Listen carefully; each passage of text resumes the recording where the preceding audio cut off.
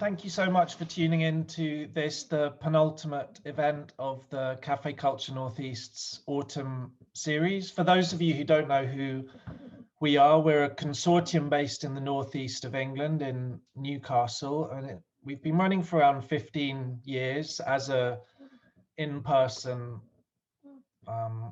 public discussion forum in various venues around the city. This, as for a lot of similar things, is the first series we've ever done in a digital format. And obviously one of the great advantages is that whereas it may have been difficult to get both Charlotte Lydia Riley and Gabriel Moshenska to come all the way to Newcastle for an event, it has proven possible to get them in discussion for a digital dialogue.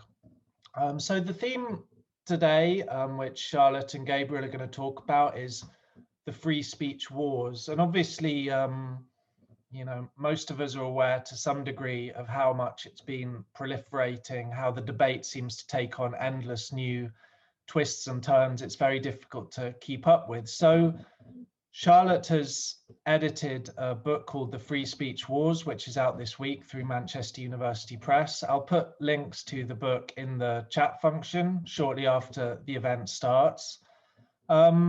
Gabriel contributed a topic specifically on free speech context within university campuses. So that's going to be part of the emphasis of their discussion. Why have university campuses become such a focal ground for certain elements of the free speech debate? So just to introduce our speakers, Charlotte Lydia Riley is a lecturer in 20th century British history at the University of Southampton. She's currently working on a book, Imperial Island, which traces the ways that empire and decolonization have left their mark on British history, society, politics, and culture.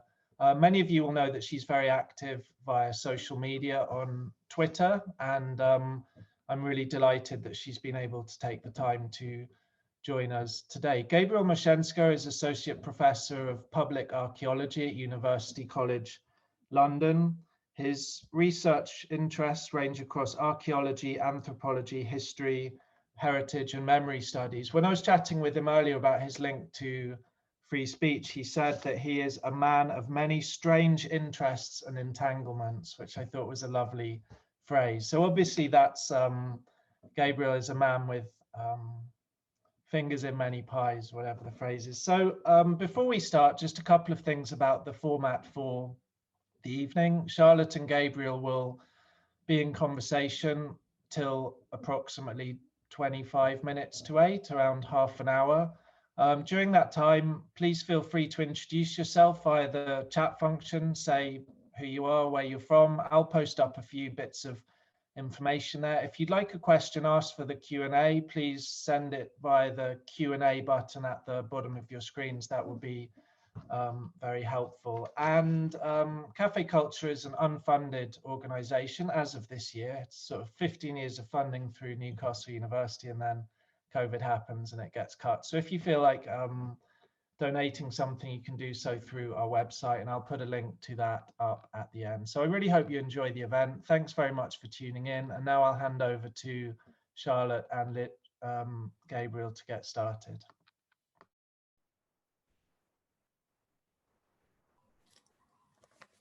Okay, hi everyone. Thanks so much for joining us for this event. So we were going to just start off, I think, I was going to talk a little bit about the genesis of the book and where the book came from and how it developed as a project. And then Gabe's going to talk a little bit about what he writes about in his particular chapter and his contribution. And then we've got some kind of topics that we thought we might kind of cover in the discussion. And then we're very keen to hear questions from the audience and to discuss those as well. And we're both looking forward to this event. So I'm very excited that I finally got a copy of this book, has just arrived through my front door. It comes out on Friday. The book's called The Free Speech Wars, How Did We Get Here and Why Does It Matter? And the project came about because Tom Dark, who's a commissioning editor at Manchester University Press, first of all came to me and said that he was interested in commissioning something broadly about the culture wars and thinking about this in a kind of not just in a British context, but certainly in a kind of transatlantic context, and hopefully in a more global context as well. And when we started talking about culture wars as a topic, and we talked about things, for example, like the sort of contestation around the narrative of British imperial history at the moment came up a lot. We talked a lot about the internet as a space where the culture wars gets played out. We talked a lot about gender and kind of different sort of the way that there are sort of battlegrounds of free speech on various topics, or sort of battlegrounds of the culture wars on various topics, sorry. We've sort of realized that a really kind of abiding theme in all of these was the concept of free speech, the idea about sort of who gets to speak, whose voice is listened to, and also kind of connected ideas about things like censorship, and some of the history of the culture wars really kind of came through in some of the histories of debates around free speech. And that's why we kind of honed in, and I ended up editing a book on this theme that I always kind of say I wouldn't have previously said was something I was particularly interested in. And then when I started thinking about it, actually, it's where a lot of kind of my academic and political ideas come together. So the book is divided into 4 sections. So the first section is really about protecting freedom of speech. There are contributions from people talking about threats to free speech around the world, but also historically how this has been the case. So for example, a chapter by Victoria Stiles, which thinks about Nazi publishing policies and how the Nazi government controlled the publication of viewpoints. There's a chapter by Ed Packard about the history of Hyde Park Corner and Speaker's Corner, and why that's important in terms of freedom of speech. There's then a section which talks a little bit more about this idea of free speech as a weapon, or as something that can be weaponized. What happens when free speech is used as a way to justify all sorts of wider behaviours. Why do people use free speech as a way to make a kind of bad faith argument? So we've got lots of interesting things in there. And then there's 2 sections that focus on particular kind of realms of free speech. And the first of those is free speech on campus. And that's the section in which Gabe's chapter appears, and questions around free speech and again, kind of how speech is limited and challenged on campus. And then finally, a section on the internet, which we've called the Wild West of free speech, as being a sort of space where a lot of these, not just kind of issues around free speech are played out, but also actually a lot of the discussions and debates about the limits of free speech are also played out in these online spaces. And Gabe and I were speaking earlier about how social media has perhaps brought this as an issue to ordinary people for the first time, people thinking about how their speech is controlled, and how it might be threatened, or you know, how their speech can be used. Maybe for the first time, social media has made this an issue that sort of ordinary people without a publishing platform actually are engaging with and thinking about critically. So that's kind of how the book works and how it fits together. And Gabe, do you want to talk about what your chapter explores? Sure, yeah. Just making sure that I'm audible here.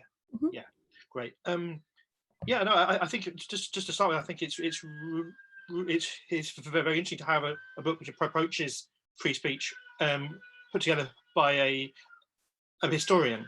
Mm. I think there's a really valuable perspective there. I think a lot of the debate about free speech is from the point of view of politics and philosophy. And I think there's an awful lot you can learn about these things rather than engaging head on like that, taking a step back, looking at these things in their wider contexts. From a historical point of view, obviously, from my perspective, from an archaeological one, far longer. My contribution to the book is nothing to do with actual archaeology, just to be clear, if anyone's wondering why an archaeologist is talking about this. Culture wars aren't something you sign up for. You don't sort of go and register to become part of the culture war. You tend to realize you're in a culture war when people start shooting at you from all directions. And that was kind of my experience of, you know, I was just wandering along, exercising my academic freedom, as we academics are wont to do. And something that I put into one of my course handbooks offended the Mail on Sunday, I think it was originally, because it expressed the possibility that students might be, there might be some psychological impact on students from studying massacres and genocides, which I didn't think was particularly controversial, but it coincided with an effort to contrive a sort of culture war type of argument around, I think the term they use is of trigger warnings, which is a misnomer. I think in most cases they are content warnings. If you've ever watched the news, you might be familiar with the bit where they say viewers may find the following scenes disturbing. And that's about as controversial as I was. It was pretty much that, but at the start of a course handbook. But this is the thing with culture wars. If there's a need to start a culture war, you'll find anything and spin outrage off it. That's the nature of culture warriors. They are people with a great deal of outrage and something looking to spin it around. And I was, for a few days before the culture war moves on, as they always do, the focus of a quite extraordinary storm of invective and hatred from what passes as a journalism in some areas. And what was interesting for me is, like I say, I'm not really sure what academic freedom is. I never really thought myself as having free speech. But the only people who have ever tried to control what I say in my class and what I teach in my class were, ironically, people who declared themselves loudly to be defenders of free speech. The irony was lost on them, as many things were lost on them. Ethics, journalistic ethics, basic intellectual values, and so on.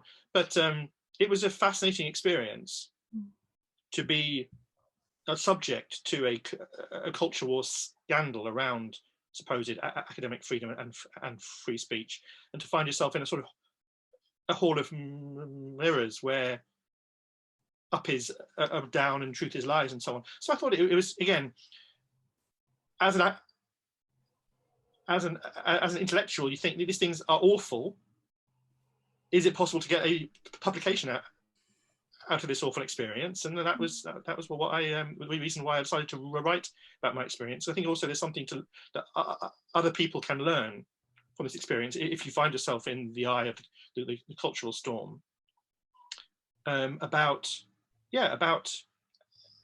academic freedom and its illusions, about free speech and its illusions, and about the limits and opportunities of who can say what in what environments with what sort of consequences.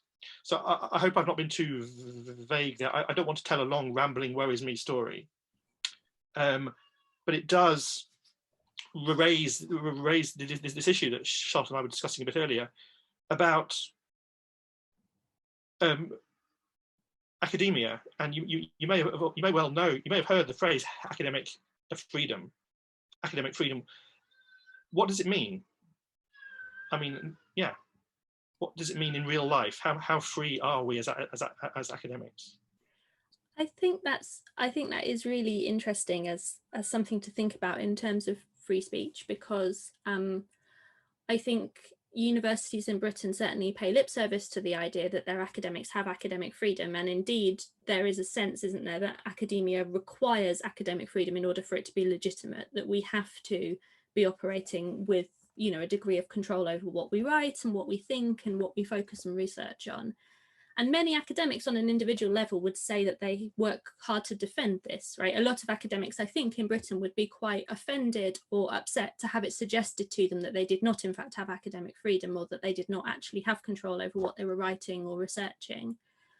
And there are lots of mundane ways in which, of course, that's not true at all. Anthony mentioned it at the beginning of this, the University of Newcastle, for example, has just cut funding to this particular programme. There are lots of ways in which the work that we do is curtailed by lots of practical issues all of the time, actually, which are to do with privilege and access to funding and things like this. There are also, I think, lots of ways actually in which academics in Britain do operate within a degree of control. And I think one of the things that's interesting here is about particularly academics on social media. And I mentioned when I tweeted about this event and I said, come and listen to me and Gabe talking, I said, hear about why we both have views my own in our Twitter bios.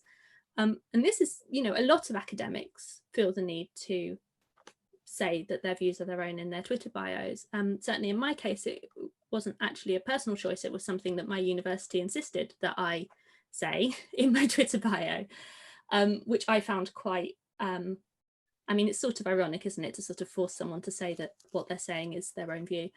But it's also, I think, interesting because it represented the university in one space trying to draw a line between what I was saying and them. They're trying to delineate between my speech and the speech that they feel that they control in some way, or that they have ownership over, which is presumably my academic work, which may or may not include this book. I'm not sure if they believe this book is my views or if this book falls under their views. But it's also interesting, I think, because it represented the limits of what my university was willing to defend.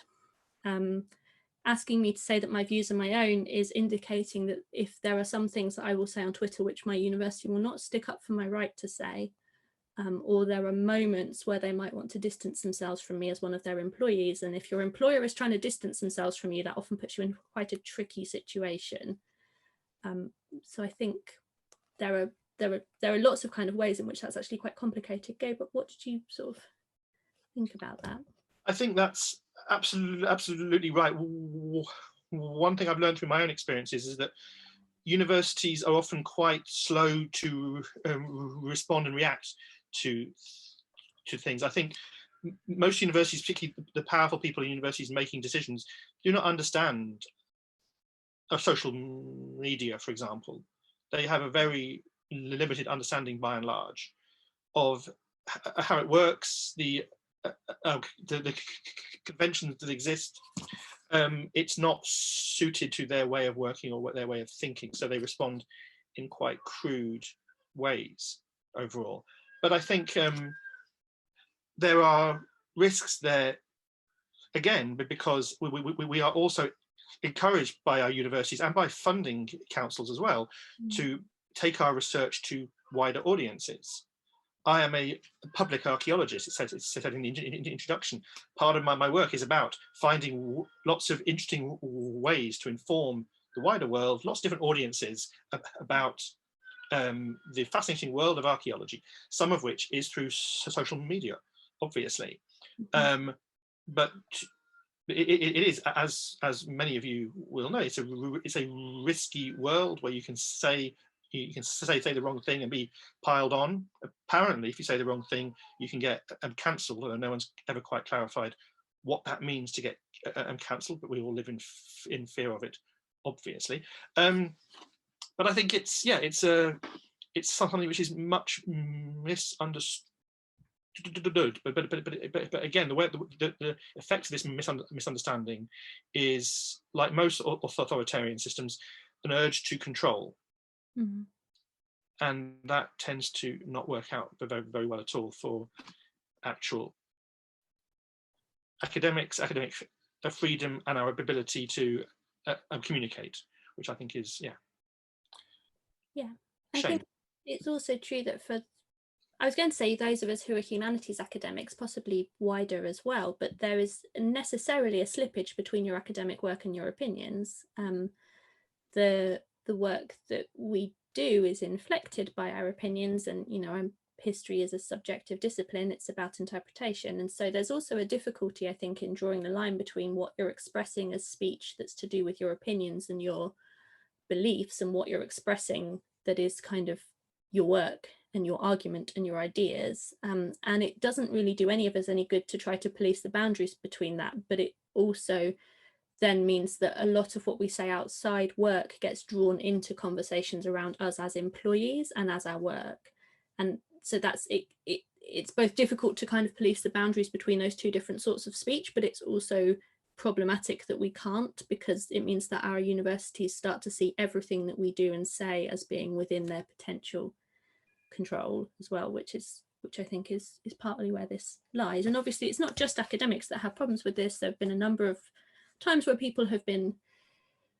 that have been said on social media have been used by people's employers to try to take action against them. And we might, and the thing about free speech as a kind of area of activism is that we might ourselves be sympathetic to some of these and not to others, right? Because it depends what people for many people, our understanding of what you can and cannot say is governed by a lot of things that are not really to do with the inherent principle of free speech, but are to do with lots of other things, like, for example, whether things are or are not racist, or whether things are or are not violent.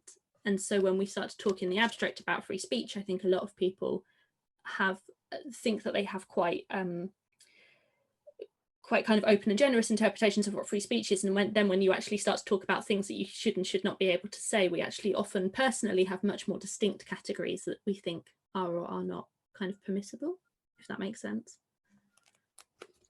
I think that confusion there is a large part of the way these arguments emerge, and the way these problems emerge as well. And we were talking a bit earlier about the way that universities' guidelines on what's acceptable or not acceptable on social media are quite unclear and a bit contradictory. And I was being slightly charitable ascribing that to a lack of understanding of social media. I think there is a power in keeping things confused and uncertain as well, because then those of us who use social media are left in a constant state of uncertainty. And when you are uncertain, when you are nervous, and when you fear for your livelihood, you are more careful with what you say, and you start to second guess things you say. And this is the most effective form of censorship, of course, is when people are self-censoring in this way. I think also we kind of talked about earlier, one of the things that we were saying is it's quite interesting how, Gabe, in your chapter, you said, you focus on this thing that the media calls a trigger warning, but in reality is probably a content note. And in the introduction to the book, and actually in a couple of the chapters as well, Marta Santanoves's chapter, for example, which is very good about campus politics, I sort of say there's this kind of holy trinity of topics which the media is obsessive about with universities around the topic of free speech, which is trigger warnings, safe spaces, and I'm now blanking on the third one. Trigger warnings and safe spaces certainly as being the sort of things that universities or people outside universities are very obsessive about and think kind of govern. Oh, no platforming, sorry, that's the third one. Trigger warnings, safe spaces, and no platforming. And this is something that has become very much, I think, part of the way the media imagines university free speech controversies to be framed around. Right, so we hear, for example, that when Amber Rudd was invited to go to Oxford to speak, and when the student society that had invited her decided to disinvite her with quite short notice, so sort of disinvited her just as she had arrived to Oxford, so she sort of arrived and had no audience. This was reported as being a no platforming, whereas that's actually not what no platforming is. No platforming is not simply uninviting an invited speaker, for example. Similarly, it's this kind of language around trigger warnings. It's always trigger warnings we hear about, and the term trigger warning is used very casually without any real understanding about what that actually might mean and why that's a clinical term and what we might use it for. And the sort of content notes that you have, and indeed I have on my syllabus, that we might encounter difficult material, and students are free to come and talk to me about it if they want to ask any questions or highlight any issues. I mean, that's basically what I say, is sort of created in the mind of people like the Mail on Sunday as this sort of massive dampener on free speech, which is stopping us from saying things. And similarly, the idea of a safe space is often highlighted as being an example of the fact that, according to things like the Daily Mail, snowflake students are incapable of debate or incapable of kind of taking part in these kinds of discussions, whereas in fact actually safe spaces on universities tend to be framed around actually providing spaces where people can have discussions about difficult topics and enable people to make their speech heard.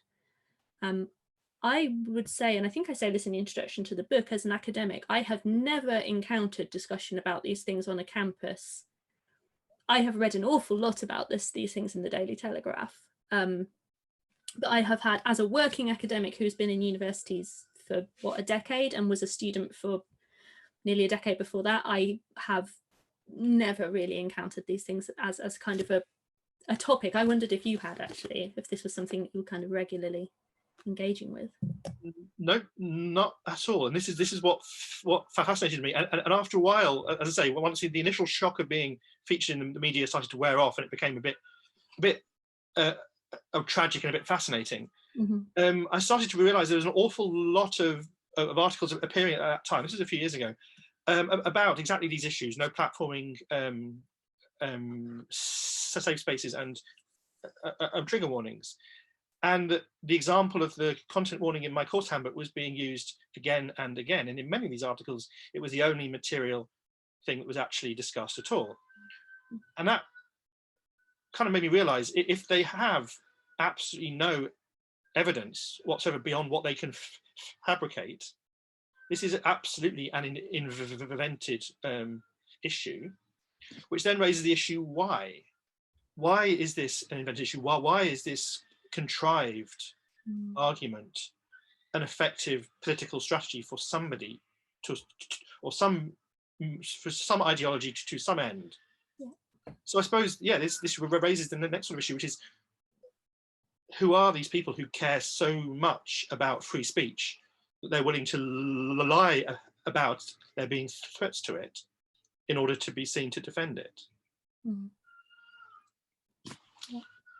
I mean, again, this sort of, I think you're totally right. The universities have become a space where this discussion can be sort of set without really often, you sometimes find in some of these articles, a sort of one or two people who they've sort of brought up to have these conversations, but it's often very speculative. It's often, I think as well, it's, this is sort of the wider context for this is a sort of particular attitude towards universities and academics at the moment, which is part of this kind of broader culture war.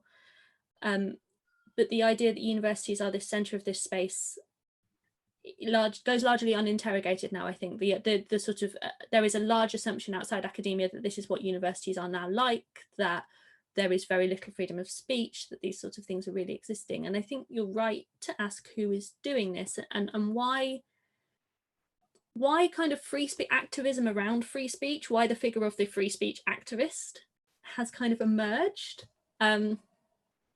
And I should clarify that, me and Gabe are talking in this very specific context of UK campuses and this very specific context of the UK media. Like, in the book, there are clear examples, and there are clearly examples around the world now of places where people do very, very seriously and dangerously have their free speech curtailed. Right? There are lots and lots of people around the world who do not have freedom to speak, to publish, to write. There are people in prison in Turkey, in India, in the Philippines, who are being punished because they are trying to exercise their freedom of speech and they're not being allowed that. What we're talking about in Britain does not fit within that context at all. And yet there is definitely an industry of writers who would really like us to believe that it does, right? Who have really created this sense that free speech is really under threat. And that, the student union group who decides they do not want to hear from a former Home Secretary on International Women's Day because they object to the politics of Jarl's Wood, for example, are seen as limiting free speech in a way that is apparently kind of symptomatic of a much broader problem of free speech in academia. How do you sort of, where do you think these free speech activists figure? Like, why is this happening? Yeah, this is exactly the issue. I find, I mean, I don't think I've met many of them in real life. Maybe they don't really exist. Maybe they're all a figment of a newspaper's imagination. But I think it's interesting that there are a lot of people, you can count them on social media, who express free speech as one of their core principles, one of the things that they firmly believe in, and that they see themselves as an activist for free speech, as a defender of free speech. And again, I think it's interesting to consider, what do they think they are defending it against? What perceived threats? Yeah. Why of all the freedoms have they latched onto this one in particular? What is it they would like to be able to speak about, to say they feel they can't say, and who would they like to say it to? My perception, and maybe I'm being very charitable, but I'm not a very charitable person, is that these are largely very privileged people who are looking for some form of victimhood. some way in which they can feel themselves to be oppressed or put upon in some way. I'm generalizing broadly here, but I think there is this idea of a sort of oppression Olympics, which again is the invention of the same kind of people who contrive culture wars. But if they are drinking enough of their own Kool-Aid, these people are desperate to find some way in which they are victims, and they can see themselves as heroes in some kind of struggle. And I suppose the fact that they can't scream racial abuse at their neighbours anymore is the closest they can get to being actually oppressed. Am I being very unfair here? I think so. I think actually one of the ways in which I've most encountered this is in my particular field of research, which is that I work on imperial history. And there is increasingly, I think, a perception by people that there are historians or academics broadly working within the field of imperial history who are having their speech limited. And this is a perception which is encouraged by the fact that several of the figures in several kind of academics who work in the field have sort of declared that they're having their speech limited, and they have been aided in that again by the Daily Telegraph and by the Sunday Mail. The thing is, by saying these things, I'm playing exactly into their stereotype of what they think academics think about them. But there are, academics in a particular field who are largely, supportive of and sympathetic to imperial actors who would like to, in some ways, rehabilitate Britain within imperial history, who have a very kind of, I would say, very, very kind of rose-tinted, nostalgic view of imperialism, or sometimes an actively kind of pro-imperial stance. Projects, for example, which want to take imperial values and apply them to contemporary humanitarianism, who have declared that their speech is being limited largely because historians working in the field don't agree with their arguments, and have then taken this kind of limitation of free speech to the press and have written about it and have talked about it as being a kind of limiting of their freedom of speech and a source of censorship. And I would say that where they fit into your kind of ideas, firstly, people aren't really limiting their speech, but what people are doing is challenging their views. And there is a sense, there was a conference, for example, that was held in Oxford, which was, it was then written about in the Mail and Sunday as having had to have been held in secret so that it didn't kind of attract opprobrium, or, having to be held in secret so it didn't get shut down by activists, or no platformed, although you can't really be no platform from your own conference. And this was kind of cast as being, these people were tragic victims of the free speech wars, rather than any interrogation as to why historians working in the field might not agree with them, whether you as an academic have the right to present material and not have someone disagree with it, where actually what is a norm within academic debate? Is it normal to require people to read your work? No. Is it normal to require people to invite you to talk? No. None of this is sort of a normal sort of expectation as an academic, actually. And again, I think often it's associated with people who are of a particular kind of status and standing with academia, who believe their views are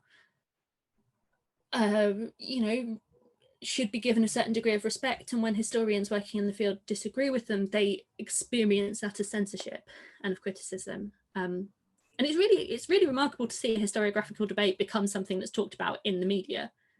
This is not the normal experience of historians. We don't normally have our arguments on the pages of the Daily Telegraph. It's unusual for us, but it is an interesting example, I think, and fits into what you were saying there. I think we've talked for like half an hour, so we've done our kind of, it's 25 too. So Anthony, I didn't know if you wanted to open it up for questions now, or we only talked about one tiny aspect of the book really, but I think we can definitely, I certainly encourage questions on other aspects. So, I mean, there is actually one that's come in from Kim Allen, which does very much pick up on the specific angle you were taking. So she apologizes she missed the beginning of the talk and hopes you haven't covered this, but she says that you mentioned journalists and publications like the Telegraph and Daily Mail who've been instrumental in reproducing the kind of narratives you're talking about restriction of free speech. But she says another key actor in this is clearly politicians and policymakers. All recent higher education or university ministers have spoken out against no platforming and so on and given legitimation to this narrative. How much then can we see this is also tied up with a broader attack on universities by the Conservative government? So Charlotte, would you like to start on that? And then Gabe, if you've got any further comments, you can pick up on that.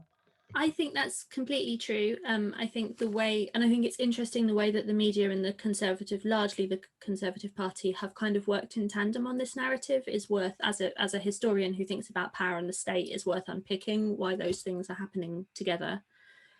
I think it's part of a bigger picture where the university ministers want to represent universities as not necessarily being fit for purpose. It provides a space in which universities can be critiqued, which fits into kind of broader narrative. So a couple of days ago, there was some stuff about how they want to start drawing up a sort of league tables of degrees that aren't good value and this kind of thing. It's all part of this bigger narrative of trying to destabilize and devalue university education, I think, and depict universities as spaces that don't need to be taken seriously either as employers or as spaces of education, because we can be dismissed as these kind of hysterical liberal left hotbeds of whatever. I used to find it really interesting. Spiked used to produce the university kind of league table of free speech. And I think what was interesting there is that they did it in a way that meant a lot of people who were not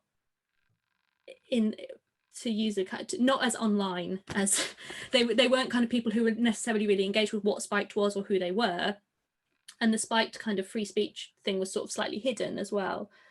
And people took it seriously. People in universities would take this ranking of free speech seriously and would be concerned if they got a bad rating. You know, they were worried about it. And it was a traffic light system, and Southampton was not top. We were kind of downgraded, but we were downgraded because we have a policy which says that transphobic speech and that hate speech and that racism it's not appropriate in student unions. And like, that was what we were downgraded for, the idea that we said, actually, you know, this thing which is actually illegal, hate speech is illegal in this country, shouldn't be allowed in student union spaces. So it just, you know, it kind of built into this narrative, I think, that is all kind of transmitting among the same people. Gabe? Yeah, I would firmly agree with that, but I'd also observe that this phenomenon of right-wing authoritarian attacks on universities, on humanities in particular, is a global thing. We're seeing it in Brazil in particular, in the US and elsewhere in the world as well. So this is part of a global trend. Yeah. Okay, so there's a question come in from Ryan Dawes, and it relates to what he calls the Harpers Letter, which I have some idea about, but I'm not exactly sure. His point is that this wasn't clearly a thing about hysteria amongst right-wing politicians or pundits, but it was something across the board about the nature of fractious public debate and the request for a renewed public forum for speech. Like, Gabe, did you have any special thoughts about what that represented as a big cultural moment in 2020? To the extent that I can't remember exactly which one that was, I will hand over to Charlotte, who was nodding her head as if she could. So I'll let her start because she can clearly remember better than I can.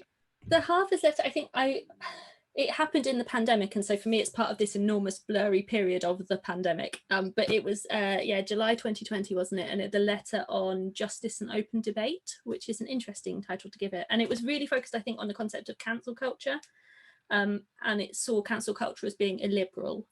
So a kind of a sense that freedom of speech is sort of absolute, and that cancel culture is kind of limiting speech. And I would say, firstly, I'm not sure cancel culture is real. So I feel like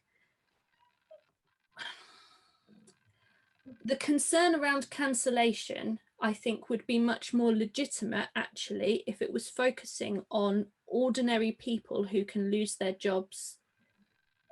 like I think there's a degree to which we could have a conversation about what social media does to our private thoughts and feelings and the things that we express and how they become visible to our employers. Right? And I think there is a conversation that I don't think we can have it, because I think the kind of tone of the debate is quite complex. But I think there is, there's some question actually about whether, however abhorrent your views and your ideas are, if you're kind of expressing them in a space that you did not realize was public, for example, and then these things are shared, what the kind of limits are of what employers can do and how much control they can have over employees in their personal lives. I think we could think about that. What the Harpers Letter was much more, I think, focused on was the idea that quite high profile columnists receive criticism for what they write, and that cancel culture also often comes down to the idea that people believe they have been cancelled when in fact what has happened is they have received criticism in a public setting. Not many people who claim to have been cancelled, I think, have gone away, including in lots of different ways. So actually, I've done quite a lot of work around Me Too. A lot of people who claim to have been cancelled in the context of Me Too have not in fact gone anywhere or in fact experienced any significant loss. And I think a lot of the time, including the writers, the sort of authors of that Harper Letter, were sort of writing from a place of fear and anxiety that they might one day be cancelled, without A, actually thinking through what that would mean, or B, actually understanding that speech comes with consequences, right? And if you're a writer and you live by your words, then you have to expect people to respond to them. Sorry, that's maybe not the most coherent answer, but yeah, I think that's absolutely it. It's about consequences. And I think it was a number of people who had probably not experienced a consequence of any kind for a very long time, and certainly not, as you mentioned earlier, the kind of consequence where losing your a job and your source of income could cause you serious harm in your life in terms of losing your home and so on. These are very privileged people, and from that perspective. From the perspective of people who have been sheltered from any consequence of any kind for a very long time, any sort of opposition to their views, particularly the kind of a rude and unkind comments that appear on social media, must feel like the most devastating thing in the world. And I can feel very, very hurt on their behalves, while still thinking they need to suck it up, buttercup. I think like the last sort of thing is that letter, it conflated a lot of things. So it also talked about Donald Trump's assault on the press as being like a threat to democracy, and like that's definitely true, right? Like when we talk about assaults on freedom of the press, the president standing up and denouncing newspapers as fake news and inciting violence against journalists, yeah, right, absolutely, that is horrific. That is definitely a threat to freedom of speech. But then you're undermining that claim, I think, if you're putting it in a letter where you're also saying that you should have the right to publish transphobic writing and not receive any criticism from readers. And I actually think it does a disservice to the free speech debate to crash all of these things together into a single discussion, because it just trivializes it to a large degree. I think we're in quite an unusual situation in the UK in particular, where there is, for some reason, a section of public debate where a transphobic ideology is viewed as respectable and something which can be expressed in the public sphere without consequence. And we are quite unique in the world in that. The rest of the world looks at this discourse in the UK as a bizarre and an awful thing. It's only from within the UK that we don't realise quite how bizarre and awful it is. Yeah, there's two questions that have come in from Hal Scott Davis, who may well be American based on the questions. And he picks up on, I mean, one of the ones in particular, like the first question is, what do you think of the exclusion of right-wing speakers at US universities such as Yale based on student pressure? But the other one, which is more specific, is what do you think of the expulsion of New York Times editorial writers or editors who supported the publication of right-wing views, e.g. the use of military force to respond to sometimes violent demonstrations. This is a reference to Tom Cotton's piece written at the beginning of June called "Send in the Military," which created a massive brouhaha in the New York Times offices. So I guess Hal's kind of wondering where those fit in with the kind of picture of the press and free speech. So I would say my responses to that is, firstly, in terms of students and right-wing protests, there's actually an essay in the book by Grace Lavery who talks a little about Milo Yiannopoulos and his exclusion from speaking at Berkeley. No one has the right to speak on a university campus, right? Like, you have the right to be invited. Students have a freedom of protest, which, if we agree with freedom of speech, I think we should also affirm. Students have the right to protest against speakers coming to campus, and they have the right to protest to a large degree. And I think in a way I'm sort of slightly unusual in this, in that I don't really think people have the right to speak, and I do think people have the right to protest up to and including actually quite violent protests. So I'm sort of where I'm sort of saying the rights of the thing is possibly slightly muddled. But I think, students have the right to say they don't want speakers on campus, and I think that's fine. I don't think that that's a concern. On the second, my understanding actually was that James Bennett was forced to resign because, apart from anything else, he admitted he hadn't read Tom Cotton's editorial before it was published in the New York Times. And I think if, as an editor, you run something you haven't read, I think you should resign anyway. So I think he wasn't doing his job. I don't think it really comes down to freedom of speech or anything to do with what was published. I think he couldn't defend it because he hadn't read it before he published it. I think if he'd read it and had chosen to defend it and knew exactly what he was publishing, it would have been a different conversation, but he wasn't able to do that. So. And yeah, I think on the exclusion of speakers from university campuses on the basis of their politics, again, I mean, universities are not public places. No one's got a right to speak there. And from a fairly free speech absolutist point of view, if you're not being arrested, your free speech isn't actually being threatened there. That's said, I think there is a serious issue of the political control of speech on US college campuses, and it's around issues of Palestine. And there's an extraordinary degree of censorship. Universities, which in virtually every other case, will affirm the rights of academics and speakers to speak on a wide range of things across the ideological spectrum, make an exception for supporters of Palestinian human rights.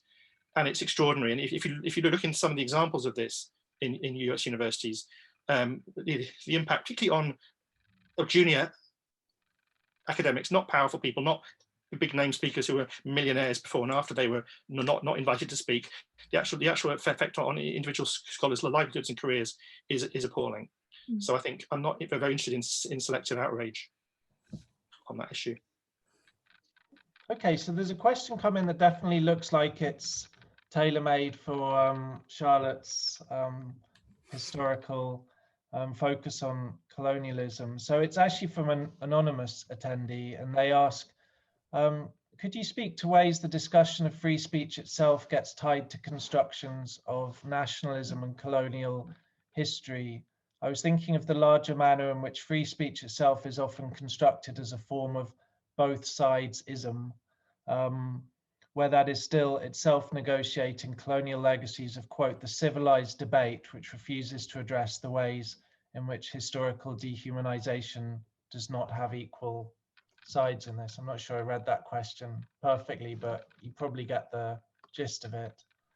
I think that's really interesting as a question, and obviously it kind of goes to what I was saying, that there's a sort of an issue in colonial history at the moment where the people who are sort of really claiming that they are the victims of a free speech war are people who largely want to make a sort of pro-imperial case, and in many cases kind of specifically defend Britain's imperial legacy. And they have the sense that by people objecting to that or criticizing that is shutting down their freedom of speech. And And there's a kind of side issue which maybe speaks more to the question. They also don't seem to normally engage with the idea that that might be a politically, I don't want to say politically problematic, because it sounds like what I'm doing is trying to censor them. I'm not trying to censor them, but the sense that people might object to that based on a political position, right? That actually, if you are somebody whose heritage is of the colonized, not the colonizer, hearing somebody talking about how actually the empire was largely, you know, benign and was in fact actually all about, you know, improving the lives of people around the world. It's not an academic debate, right? It's a debate that actually gets to the heart of people's identities and might be very upsetting and offensive. And whilst I wouldn't say that academics shouldn't be allowed to speak in ways that might be offensive to people, they should also understand why people might be offended by that and upset by that, and they should expect some pushback. They should expect the fact that actually it is legitimate to be upset if somebody is making those kind of claims. And Gabe and I were speaking actually when we were sort of talking about this event, we were saying we thought debate had a lot to answer for. The concept of debate has a lot to answer for in British politics. In lots of ways, because I think it's created a political class who believe that as long as you can make an argument in support of something, that thing is okay, and you don't really have to believe anything. It's just about being able to kind of provide a clever justification for things. But I also think actually in the concept of free speech, it's quite problematic, because it devalues speech to only being about being able to win an argument, and debate takes the meaning out of speech in a way, because it stops things from actually being about questions of morality and what's right and wrong and what we actually believe, and it turns it into simply a rhetorical exercise. And I don't think that's speech really worth defending, right? I don't think empty rhetoric is worth defending. I think speech should have meaning and should be taken seriously. And I think, you know, one of my problems with some of the sort of people trying to make claims to free speech is that they're not respectful of speech, or of speech as an act, or of speech as something that can do something, or can kind of, I don't know, make change or whatever. So yeah, absolutely. I think kind of the sort of legacies within empire of the idea that debate is something that is civilized and is just about winning, and is about taking a position and arguing it until you finish, is quite harmful to that. I think on that issue, particularly of colonial legacies, I've started working recently on the archaeology of British colonial concentration camps in Kenya in the 1950s.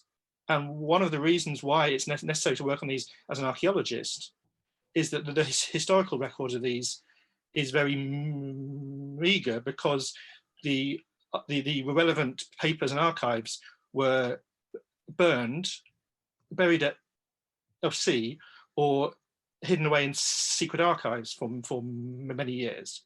So if you're trying to have a debate about the legacies of empire, and one side in the argument is carefully destroying all the historical evidence of their crimes, it's not a fair discussion. It's not a level playing field.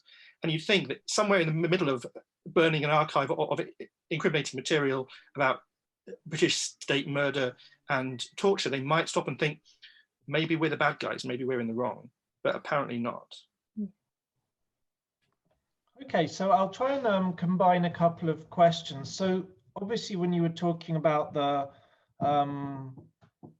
kind of issues of debates within the context of colonialism, you mentioned that the idea of sort of you can expect a certain pushback against that. And Philippa Manasseh asks kind of basically what are acceptable responses to views that are thought to be unacceptable. So she's alluding to things like death threats and various things which are common responses to unacceptable views. And I suppose extending that idea, an anonymous attendee asks, can we maintain public intellectual spaces where we judge audiences to be capable of judging and evaluating arguments? So I guess there's sort of both questions about the ways in which debate is framed, like appropriate pushbacks and forms of protest, and the ways in which we shape a public space that is as tolerant as possible, if that's our ultimate goal. So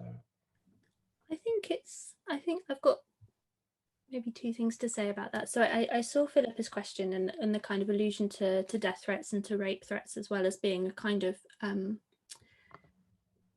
response to speech. And I would say that, again, kind of picking up this idea about social media, obviously, as a space in which this stuff often happens. And I would say that my experience of being an academic who works in a field that has quite a lot of public interest, the history of empire is sort of attracts attention. And also I work on the history of the Labour Party, so really I'm just positioning myself in this terrible space where lots of people actually have views about what I do.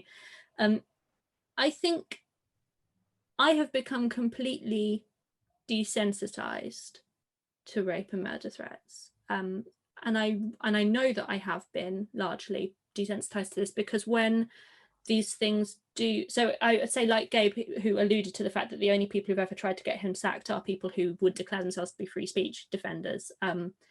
That is also true of me. I think that the people who have sort of contacted my employer about things that I've written or said are largely people who would consider themselves to care very much about freedom of speech, and particularly might see universities, for example, as a space where right-wing freedom of speech is very curtailed, but have no problem apparently contacting my boss or my boss's boss, or in one notable occasion, the VC of my university, to ask for me to be sacked. And the reason I know I've become desensitized to threats is when those threats become known to other people, they're quite shocked by them. And the amount of threats that I have received are often quite shocking to people who don't kind of see it all the time. And on one hand, I think we have a tendency to downplay things that happen on the internet as not real. And we have a tendency to think about freedom of speech as something that, that these things aren't really consequential, and that you speak and you kind of receive this pushback. And I would say, I don't think it's really acceptable. I don't really know what we do to limit it. But I would also say that I think what it points to is the fact that actually many of the people who make the most noise about their freedom of speech being curtailed are probably not many of the people receiving these threats. And that actually many people who do receive these sorts of threats are the people who are often cast as being the intolerant ones who refuse to allow freedom of speech. So, for example, people who speak out against racism probably receive a lot more violent threats than people who claim to have been censored because they've tried to say racist things. And I'm being that's very crude. That's a very crude imagining of how that works, but I think that's probably true. And I think one thing about freedom of speech is that it's very it is a very partial right that people, there are many groups in British society who do not actually really, practically speaking, have the right to be heard, or to have their right to be their views taken seriously, or have the right to speak without receiving enormous amounts of abuse and vitriol. And those people are often not the people who are making the most noise about how their freedom of speech is being limited. I think I just want to build on something Charlotte said earlier about speech being something very, very interesting in itself, quite aside from free speech. And in response to the question about the existence of spaces where ideas can be discussed, where things can be done more openly, I think I find a lot of the talk about debates and free speech quite alienating, because I work in education, because I like I'm teaching and learning. I like speaking to people. I like listening to people and learning from people. The idea of speech as something adversarial is quite alien to my world. It's not something that I enjoy. I don't enter into conversations to win the conversations. I see conversations and teaching and learning as making connections with people. So I think there's much more a positive ways we can begin to conceive of these spaces where ideas interact, if we move away from the idea that ideas must clash and that one will win and one will lose in this situation. I think there's much more constructive approaches than that. Well, that's a very hopeful perspective. Charlotte, do you have any kind of similar hopeful reflections to end the event on? I'd say, I guess, going back to the book, one thing that really struck me is the real richness of different perspectives on speech, and actually it's a really interesting topic in which to think about lots of other, not just aspects of the culture wars, which I think we all find very tiring often and do not necessarily want to spend a huge amount of time engaging with, but actually, you know, when we think about speech, I think there's something to be said for kind of taking speech seriously and being respectful of what we're saying, and being kind of making serious arguments that we can back up with evidence and stand by. And I think what often kind of gets me in some of these debates around speech is how bad faith so many of these arguments are, and how, you know, so many of these arguments that are being made for the sake of making an argument, are being made for the sake of taking a position or being contrarian. And I'm not saying that's not enjoyable sometimes or even kind of fruitful, but I would say that, you know, you can also devote yourself to making arguments that are, you know, rooted in things you actually believe based on evidence you actually have, and that maybe that's a better form of speech to try to defend than constant devil's advocacy or whatever. Okay, well, that's a great way to end the event, and thank you both so much for a really wide-ranging discussion. I've put links to the book in the chat function, and we'll be back in 2 weeks. The final event of our series is a philosophy event, and it features Beth Lord from University of Aberdeen in conversation with Chris Maines, and it's going to be on Spinoza and how this very old heretical thinker may be able to help us think about the modern concept of the Anthropocene. So that's 2 weeks today on the 1st of December. So thanks to everyone who joined and for your questions, and a big thank you to Charlotte and Gabriel for joining tonight. And I think that's everything. Thank you both. Thank you for having us. Thank you very much.